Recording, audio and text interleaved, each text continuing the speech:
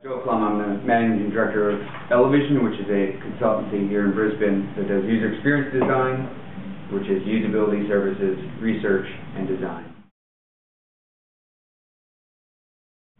Sure. The best way to look at usability is to look at it from a customer's perspective, and even better from your perspective. We've all been there before, going through a website where it's very difficult to use. You're trying to add another item to the cart, trying to find pieces of information that you can't find. And you can't even find the contact button in order to kind of get the answers you're looking for. So what usability tries to do is to help reduce the friction that your customers have with your website and with your business. There's two main areas of usability, or two kind of exercises that I typically recommend to customers or to clients. One is user research, where you actually go out and watch real customers use your website. And the benefits of that is that you not only see the roadblocks and the friction that they experience, but you also can uncover quite a few ideas that you haven't thought about yourself. The second area is to research the way you serve your customers using the web, and think about the ways in which you are answering inquiries, the ways that you're delivering products and delivering services. The second portion, once you've brought those insights back to the design team, you've put them into place, you've got some great ideas laid out, is to do what I call user testing. And that's actually getting real users in front of your designs before they enter the production phase, or before you start to begin building your website. And that can be done on paper, it can be done using screens on a computer, it can even be done using index cards, what's called a card store exercise, where you have customers actually organize your content into categories that make sense to them. Ultimately, it allows you to deliver a website to your customer that helps them find the things that they're looking for, get the answers they need, and get things done as quickly as possible.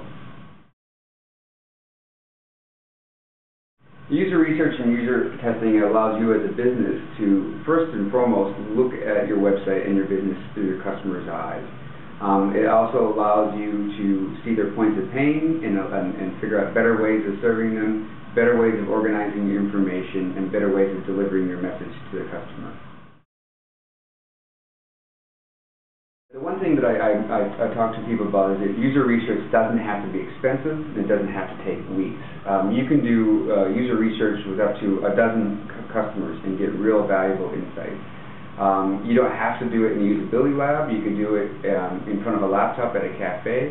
And also, you don't have to do it using expensive technology. Once again, using paper, using screens on a computer, and just allowing the customer to show you how your website's working and how it's not. And the idea is not to fine-tune your designs. You're trying to validate your ideas.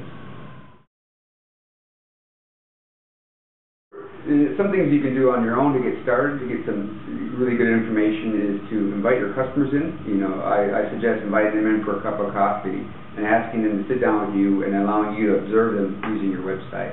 If you don't have access to your customers, or you don't feel quite as confident to bring customers in at that stage, ask employees, friends and family, literally anyone to look at your website that will allow you or give you the insight that you're looking for. And once again, I always say any testing is better than none.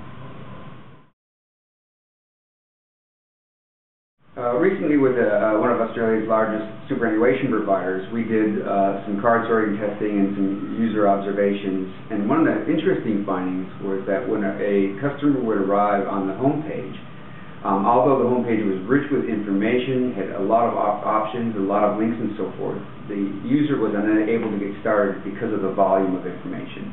So what we did is, by looking at this repeatedly over different user tests, we realized that reducing half the content on the home page would actually double the impact and allow the customer to move forward.